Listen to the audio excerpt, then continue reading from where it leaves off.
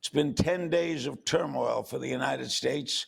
Protests grip the nation, the pandemic continues, and all this against the backdrop of Donald Trump's battle with Twitter. For analysis, I'm joined by Alan Dershowitz, constitutional scholar, Harvard Law School professor emeritus. He was a member of the defense team in the impeachment trial of Trump, best-selling author of the latest book, The Case for Liberalism in an Age of Extremism, or Why I Left the Left But Can't Join the Right. Alan, we'll start with the tragedy that's occurring in America now. What's your reaction to all of this? Well, there was no excuse for the police conduct in Minneapolis when a person is arrested for counterfeiting money or whatever the charges were. Physical force of that kind is never justified. If I were in a place where I could join peaceful protests against that, I would do that. But what I worry about is too many extremists, both on the extreme hard right, the neo-Nazis, the white supremacists, try to hijack these kinds of legitimate demonstrations. Same thing with the hard left, Antifa, and people who see this as an excuse to oppose capitalism, America, Israel. They try to hijack legitimate protests. So legitimate protests I justify and would join, but the extremists on both sides doesn't serve the interest of justice. But the president never knocks the right wing. Well, he did when in Charlottesville, he did condemn the Nazis. He did condemn the white nationalists. He said there were good people on both sides. I wish he hadn't said that. There are bad people on both sides. I'm glad he said that because there are bad people on both sides. Look, I wrote a column about that in which I said because he's a person of the right, he should go out of his way to condemn the right more often. I'm a person who was generally on the liberal side, so I go out of my way to criticize the extremists on the left, and I think that's a legitimate point to make. Okay, there are reports that the president was asked to address the nation and he declined. When we look in the past at presidents dealing with major problems, we see a completely different leadership. We see a man stirring the country, Reagan, with that famous speech after the astronauts were killed. What's wrong here in Washington? What's wrong? Well, I think presidents should assert leadership. I think candidates who are running for president must assert leadership. We have a very important choice we have to make in the next half a year, and we want to see who is the best person to lead the country during unpredictable times. Who could have predicted 6 months from now that we would have a pandemic, that would have an economic shutdown? Probably we could have predicted we would have a police killing because tragically that happens every so often. And there are legitimate reactions to that. But we need a leader, obviously, who can lead during times of crisis. And we're going to have more crises and they'll be more unpredictable. That's why we need to pick people who have the character and the ability to lead us during these terrible times. Well, your new book is The Case for Liberalism in an Age of Extremism. I'm going to ask you about that in a minute, but one would think based on that you would be voting against Trump in November. Well, I never disclose who I'm voting for and who I'm voting against. I can tell you I've never voted for a Republican candidate for president in my life. My first vote was cast for John F. Kennedy, and then for Lyndon Johnson, and then Hubert Humphrey down the line till Hillary Clinton last time around. But I make it a policy of not disclosing who I'm going to vote for until I've heard the debates in both sides. But I'm a liberal Democrat. What do you make of the current argument between Trump and Twitter?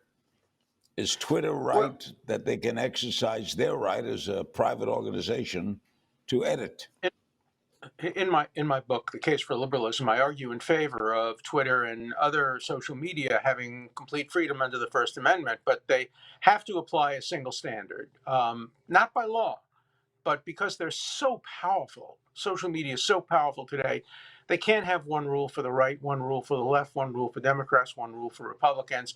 They should have a single standard and apply it fairly. Once they do that, the government really has no role to play in regulating social media any more than they have to regulate the New York Times, Fox News, Washington Post. So the president doesn't have an argument here, or he does? Well, if he tries to censor, he has no argument. He may have a political argument, and he's entitled to make that political argument. But and he's entitled to seek legislation which would limit the immunity of social media. Those are all perfectly proper within the realm of debate. But if he ever tried to censor the social media or the ordinary media, then all supporters of the First Amendment would stand in opposition to that. Shifting now to coronavirus, there's no vaccine yet. What you appeared recently and said it would be okay for the government to force us to be vaccinated. Yeah. You back If that the up vaccine, legally?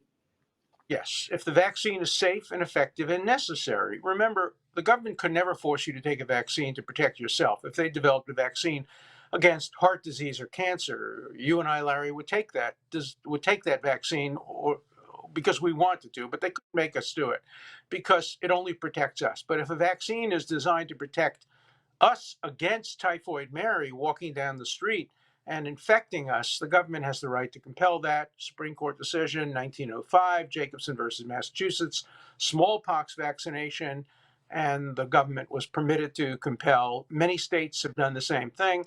You can condition allowing kids to come to public school on having been vaccinated against contagious diseases, but we have to make sure the vaccine is safe, effective, tested, and that there are exemptions for people who have medical conditions that would make them uniquely vulnerable. But there's no room for religious objection because if a policy is universal, the Constitution doesn't require religious exemptions. It only says you can't discriminate against religion, which is why you can't order churches closed, but you can order anything closed that has more than a certain number of people in attendance, and that would include churches.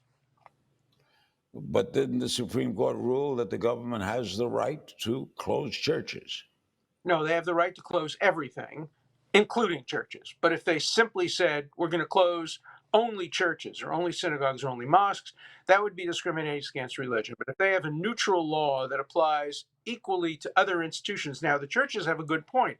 They say, why are Walmarts allowed to be open and other places, but not churches? And the government responds, and they did in the Supreme Court, saying, look, shoppers just move by each other very quickly. They can be socially distanced in churches and synagogues and mosques. They sit next to each other. It's harder. So it's a debate, and it was a 5-4 decision, not surprisingly. And the Chief Justice went with the liberals.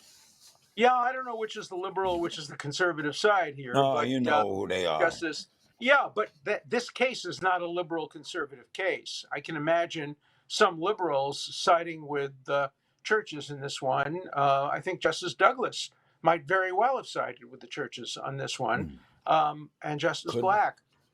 But could the government it was force us? bipartisan. Could the government force us to wear masks? Yes, in certain contexts, yes, they can, or they can condition your being able to go in certain buildings. Look, when you and I were growing up, you could walk into any apartment house or any building and not have to walk through a metal detector. Today, you have to walk through a metal detector if you want to go into certain buildings. Things change, the Constitution adapts. I want to discuss your new book. Sure. In which a strong defense against the Me Too movement, and the book is called "The Case for Liberalism in an Age of Extremism: Why I Left the Left but Can't Join the Right." And you deal with your own problems with Jeffrey Epstein and this woman who came forward and accused you, and you come up with a strong defense of that. But now she's gone on camera to accuse you. How do you Right. No, I'm glad. What can you do? Yeah. Well, sue her, and I will, of course, and I probably will sue Netflix as well for having her lie. What Netflix didn't show was she has a manuscript of a book in which she admits she never met me. Never met me. She has emails in which she essentially admits she didn't even know who I was. She never met me. There's a tape of her own lawyer saying she couldn't have been in the places she said she met me, and she's wrong, simply wrong. Netflix had all of that.